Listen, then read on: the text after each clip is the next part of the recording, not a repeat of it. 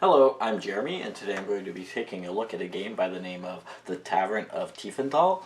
And this is a big box game designed by Wolfgang Warsch. It's the follow-up to his hit game, The Quacks of Quacksilver. That was the Kennerspiel des Jahres winner from last year, so I think this is a highly anticipated game. It's published by Schmidt-Spiel in Germany. I have a German edition. There's no English or no language requirement for the components in the game, although the rules in the box are only in German. You'll need a rules translation to play the game. The game plays in about an hour or so, so it's a middleweight game. And it plays for 2 to 4 players. The box says ages 12 and up, which seems appropriate. It's I think a heavier game than The Quacks of Quacksilver, but it's definitely not by any means a heavy game. It's more of a next step game, above a general family weight game. It involves essentially players running their taverns and trying to generate money and beer to attract more customers over the course of 8 rounds. It has some pretty unique mechanisms. I'll take a little bit of time to show you how those mechanisms work together, and then I'll come back and I'll let you know what I think about the game. The Tavern of Tiefen Thal is a game that's going to be played over 8 rounds. There's a round tracker that is tracked using this moon symbol here, and each round players are going to take turns being the start player. That's tracked with this beer mug here, and essentially the goal of the game is to build up your deck of customers for your tavern. Each player is going to get a tavern board like this, which will start with all of their spaces in a non-upgraded side, essentially meaning that they will have a cost on the front of the tile to upgrade them. So you can flip it over and then you'll get generally a better version of the tile that you've upgraded. So this player board is actually modular. These various things will pop out and can be flipped over. It's a little bit of a puzzle. So the game's played over 8 rounds, like I said, and during each round, at the start of the round, you'll get a bonus. In the first round, you'll get one of these bar patrons that'll sit at your bar, and you could use it for one of 2 special powers, and I'll explain in a minute. And then players will also get a starter hand, which has cards in their color. They're marked by the color of the tablecloth here, as well as some other special cards. So the general flow of the game will essentially be each turn, players will invite customers from their deck into these spaces in their tavern until all of these spaces get filled up. So you'll flip up cards, placing them into these various spaces until all of these seats in the tavern are filled. Then you'll stop flipping. So I'll just show you what that looks like in practice. So some of the cards will have these seats on them. So for example, this card here, you can see it's sitting at a table. If the card is sitting at a table, it takes up one of your slots. So this is essentially going to dictate how many cards you get to flip up during the round. So next one will flip up, it'll go here. Next one will flip up. This one, you'll notice, does not have a table. It's essentially a beer delivery person. So he'll go down here by this section of the board that corresponds with beer delivery. And by flipping this card up, it'll essentially power up this section. But it does not take a slot, so you get to flip up another card. Here, we've actually flipped up another table. So you put that next to your existing tables, and that means you could fill up yet another card up here. So this one just takes a table. This one here, this waitress, she essentially means that you're going to get to roll an extra die in your player color. So she goes over here. And then with that, all of our tables have been filled. So that's the number of guests that we could accommodate for this round. So you would stop flipping up. So essentially you're going to have some cards that don't come out, during every round. So there's a little bit of a luck element. But once all players have done this, flipped up cards till they have to stop, first of all, they have the option to spend this token that I was just showing. It could be spent in 2 ways. One is to advance on this track here, where you're going to earn bonuses for your advancements. The other is to basically say, if I didn't like what happened here while I drew these cards, I could discard this token here, and then discard all of the cards that I've drawn for the round, and then just flip out new cards from my deck. If ever your deck runs out, then you essentially shuffle your discard pile and then just draw again. But in this case, this would be a pretty good starting setup for this player, so they wouldn't use this. But you'll get 3 of these over the course of the games, essentially during 3 designated rounds, and you'll want to use those when you get a bad draw. So once all players have done this, then there's essentially going to be a die rolling phase. First, you check and see if you have any of your personal dice. Here we have one, so you'll take one of your dice in your own color. You could do up to 3 of these in a round, so if you had more than 3 of these waitresses, you would essentially only roll 3 dice. And then you'll set that aside. Then each player will have in front of them a beer coaster with 4 white dice, and they'll roll those. So let's just say, I roll those dice, and we get these. So essentially what will happen then is every player will draft one of these 4 dice and just set it aside, and then pass the coaster with the dice, not changing the values of it to the next player. And they'll get a coaster in return. You'll draft 1 die, pass it on, draft 1 die, pass it on, and then you'll be past your last die. So each player will end up with at least 4 white dice, plus maybe some dice in their own color. So this is pretty quick drafting. And then after that, this is basically a planning phase where players are allowed to pretty much simultaneously put these dice onto the dice placement spaces that are in their tavern. So these could be dice placement spaces that are on the cards. So you can see, for example, here, if you place a 2, this person will generate 2 gold. Or they could be the ones that are pre-printed on the board. So, for example, here, you could put 1 die here of any value to generate 1 gold. Or, for example, on this one, you could put any number of 5s, essentially, and let me just focus that. This ... means any number of 5s could be placed here. And then for each 5 that you place here, you'll get 1 advancement on this track here in the center. There are other spaces that will generate beer. So here, essentially, you could place 1 or 6s. So if I put a 1 here, I would generate 1 beer, but because this beer delivery person has shown up, for every 1 or 6 that I put here, so for example, if I put a 1 and a 6 here, because it has the ... each one would generate 2 beer instead of 1 beer. So these 2 dice would generate 4 beer. So I might do that. I might put this 2 on this 2 to generate 2 money. These 3s and 4s, unfortunately, at the start of the game are not especially good, so I could use those in the wild spaces. So like this one here, generate any die could generate 1 coin. Here, any die could generate 1 beer. So once all players have done this, they will then execute their actions one at a time. So whoever's the first player will execute all of their actions, and the next player will go execute all their actions, and so on, till all players have done it. Something that's of note is that although there is this planning phase, when it comes to your turn, if, for example, somebody's taken a card that you want or whatever, and your plans have changed, these are not binding. This is just for your own reference. You can choose how you want to set up your dice as you're actually executing your actions. But the way that executing your actions goes is essentially you're going to remove your dice to generate the various goods. So, for example, here I have these 2 dice, each give me 2 beer. So that'd be 2, 4, 5 beer. So I would generate 5 beer by removing those dice.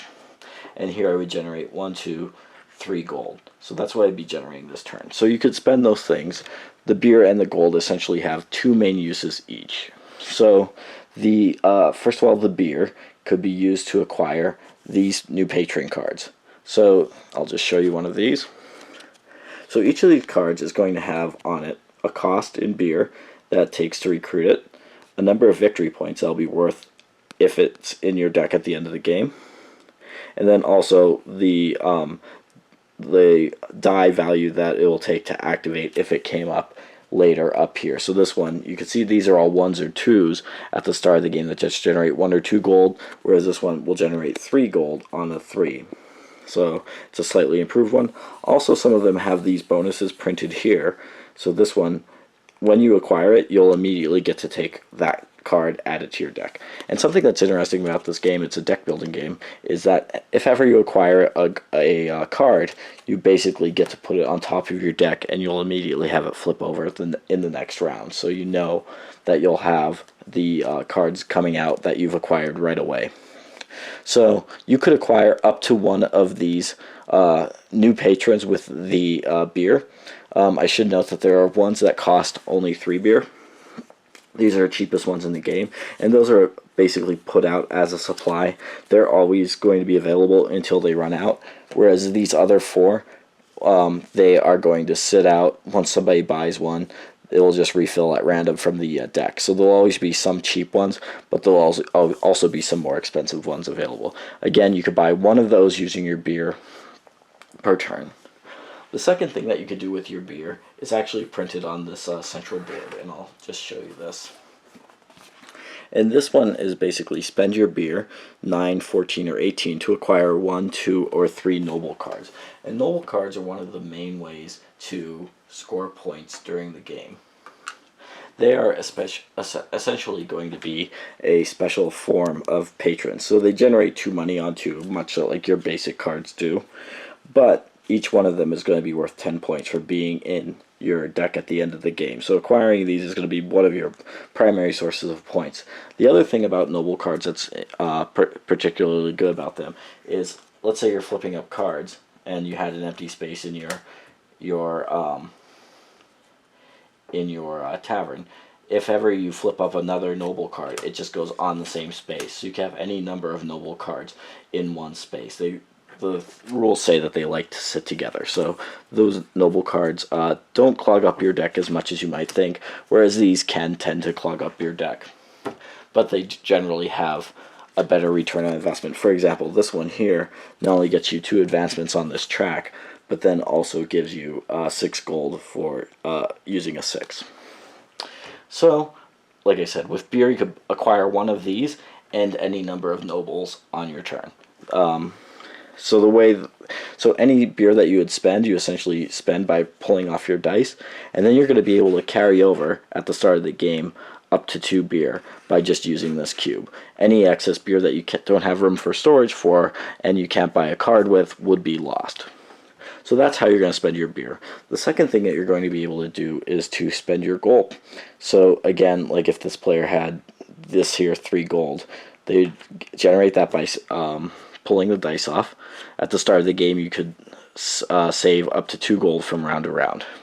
So gold is going to have, again, 2 uses.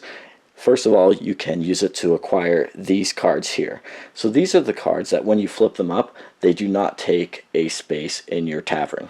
So they each have a different special use. This guy here, he'll generate you 1 beer without a die activation or anything. He'll just go here, and that means you'll generate 1 extra beer during that round. This dishwasher, this is going to go down here and next to this section of the board in this corner, and it'll allow, for each dishwasher you have out, you could basically add 1 to one of the dice that you draft. These waitresses, as I've explained, they are going to let you roll 1 of your personal dice for each one that you have. And this table, it will allow you an extra guest until you have to stop drawing for that turn. And last but not least, there is this beer delivery person. Like I said, each one of those that you have out increases your yield for your 1s and your 6s that you place into this space here. So you could buy as many of these cards as you'd like, but you can only buy each one once during a round. So you can only buy, for example, 1 of this, but you could buy 1 of this, 1 of this, 1 of this, and so on. So that's one use for your beer. And again, as you acquire these, they'll get put immediately on the top of your deck, so they'll definitely come out the next round. And I should note that some of these do indeed have on them not only cost, but victory points. So the more expensive ones do generate points. The second thing is that you could do with your gold, though, is to upgrade your tavern. So like I said, the various spaces in your tavern have on them certain costs to upgrade. So you can see this one here costs 6 to upgrade, and it tells you on the tile what the other side does. So forgive me for not focusing that, but you can see here it has a 5 gold bag.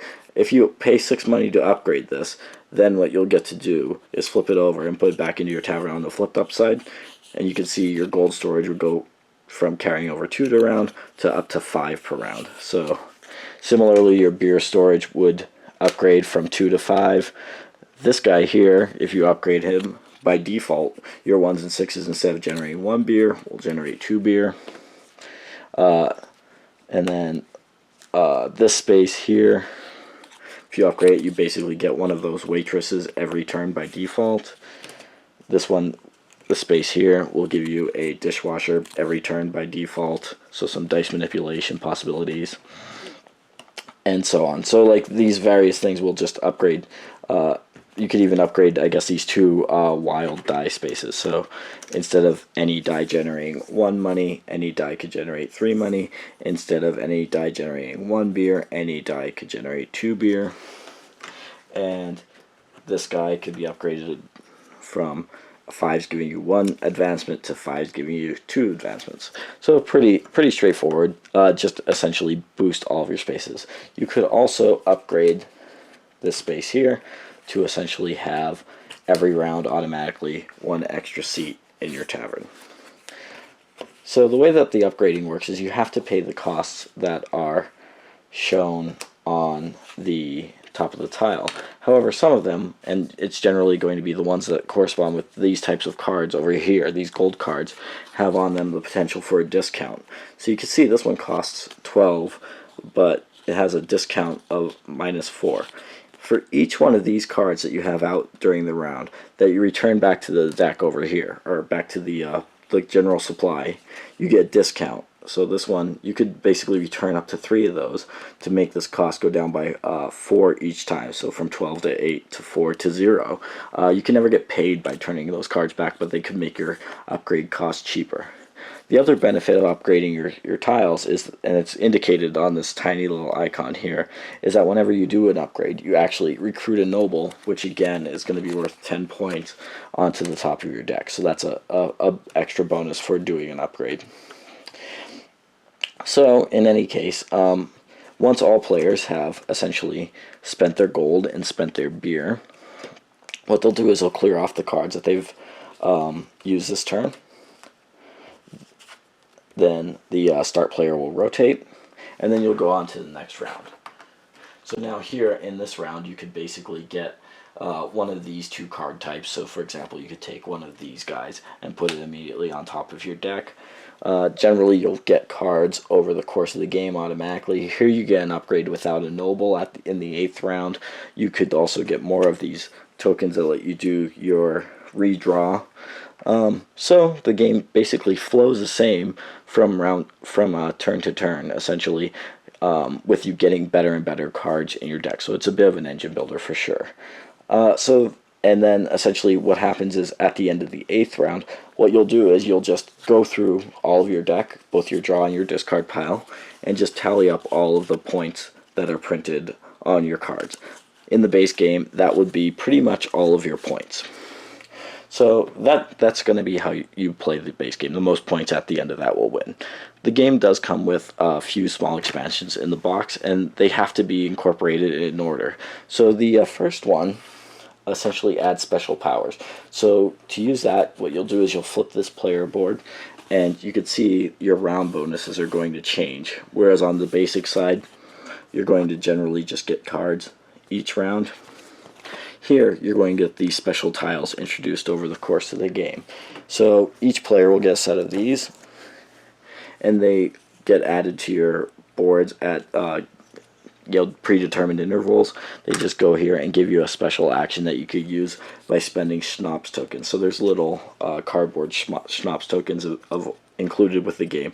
Each one of those will be worth a point at the end of the game. You could carry over up to 4 of those from round to round, and by spending those, you could do different things. So for example, this lady here, she has 2 options, and you basically pick at the she's introduced which one you want to do.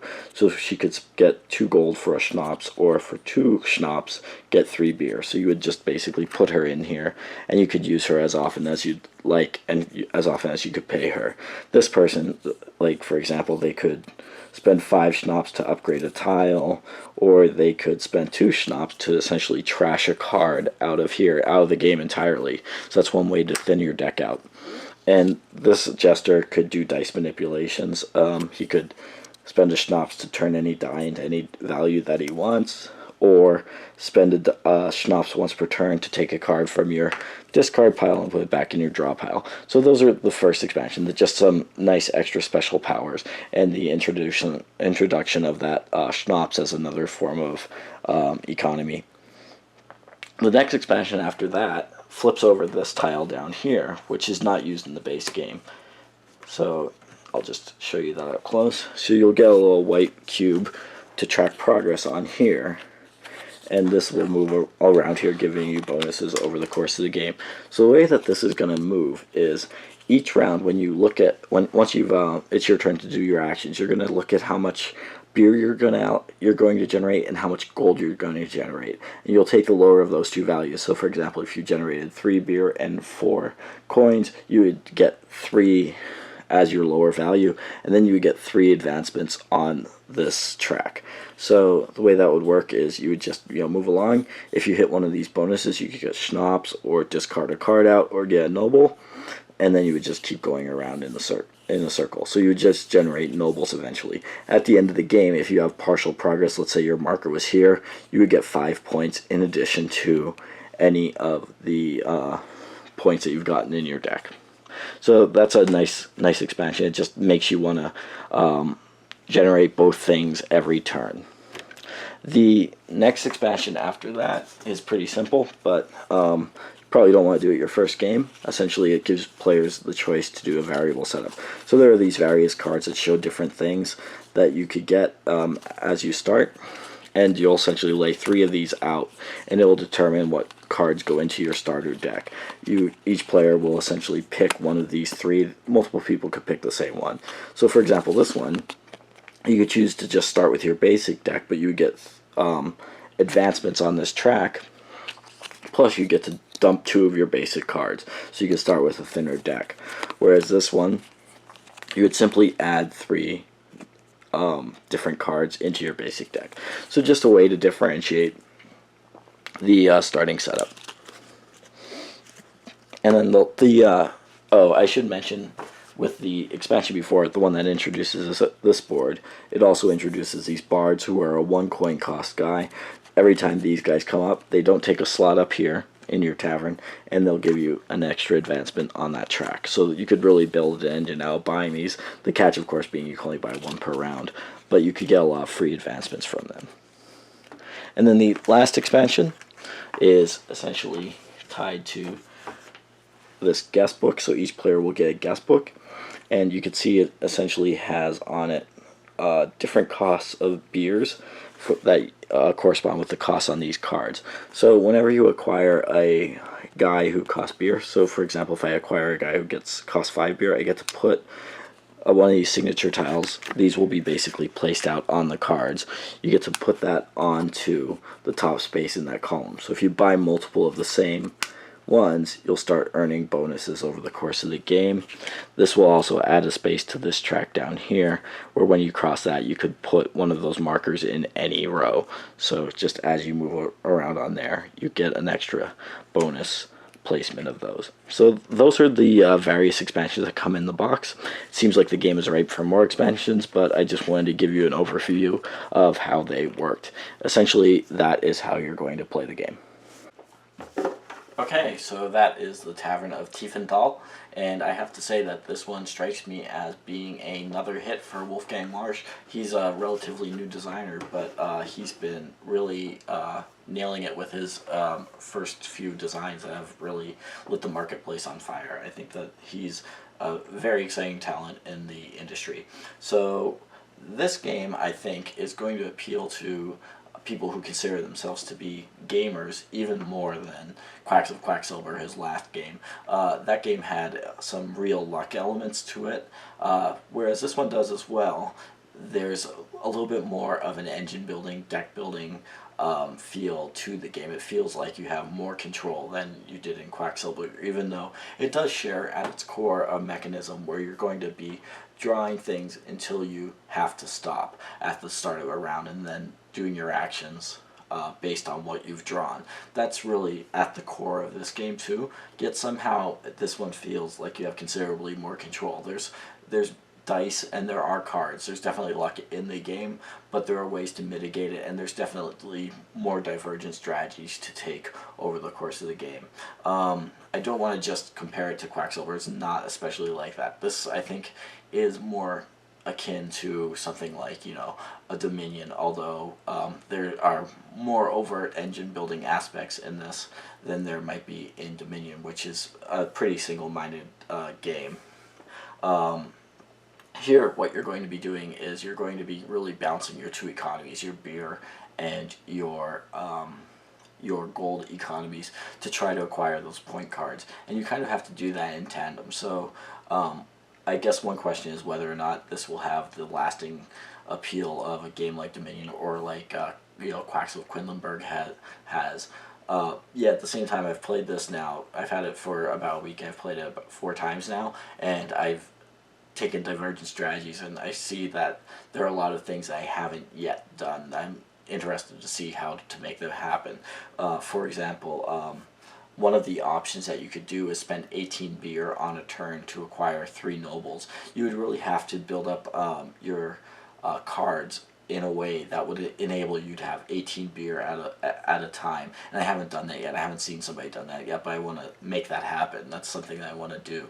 And so the game's really encouraging me to play more, and I like that a lot. It's right off the bat interesting to see how these various mechanisms work. At the same time, that mechanism of flipping cards at the start of the round is fun, and it does have that ability to just, you know, trash your cards and try again, and invariably you might end up with an even worse draw. So there's this element of luck definitely hanging over the game, yet at the same time, because of the way that things go together in it, I feel like gamers will be more responsive to this than Quacks, which was, I think, hit or miss with certain groups. Certain people couldn't appreciate that game as a push your luck mechanism.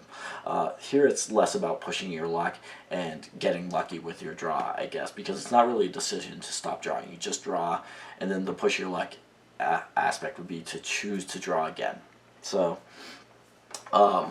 yeah, I think that it has some surface similarities to that. On its own terms, I think that the game is really well designed. It flows very, very smoothly once you come to terms with how your player board works. This, you know, puzzle piece player board is going to seem complicated the first time you play, having to assemble that. But once you see how the cards work, all these symbols on the cards are very obvious what they do. The general flow of the game is going to be the same from round to round, even though you're going to be building up over the course of the rounds. And there are real decisions to be made.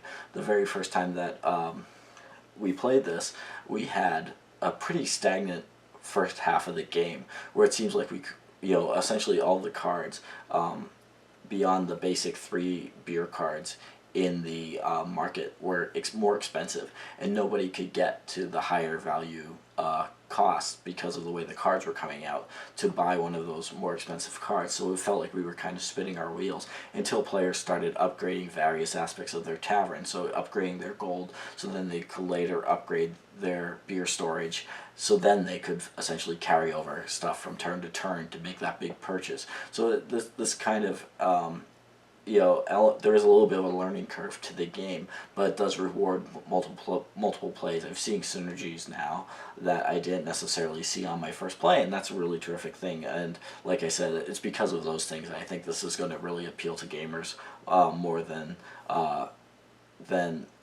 might have been expected based on this designer's track history. This is probably his heaviest game yet. Yeah, I still wouldn't call it a particularly heavy game, but what it is definitely fun. It has novel, quirky mechanisms that really mesh together well, from the dice drafting to the way that those card flips work, to the way that the nobles work, and to the way that when you acquire the cards, you'll immediately get them the next turn, so it feels very rewarding. So in general, a very good design, one that I look forward to playing more, and one that I've really enjoyed my plays of thus far. Those are my thoughts on the Tavern of Tiefen Thal, and thank you for watching.